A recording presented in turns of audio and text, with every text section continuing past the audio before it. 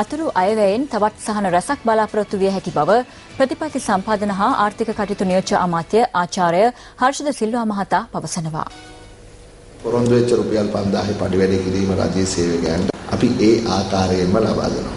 මේ සමෘද්ධි වැඩි කිරීම අපි කිව්වටත් වඩා යම් කිසි ප්‍රමාණයකින් ලබා දෙන්න අද වෙනකොට තීරණය කළා තියෙනවා. අපි දැනටම පෙට්‍රල් මිල මෑත ඉතිහාසයේ විශාලම ප්‍රමාණයකින් අඩු කරා.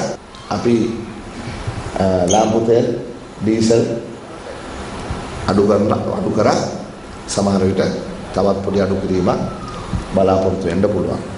සිකුරාදා උදේට ළමයින්ට කන්න දෙන යන කෑමවල මිල අඩු වෙන බව මම මෙතනදී සහතික කරනවා.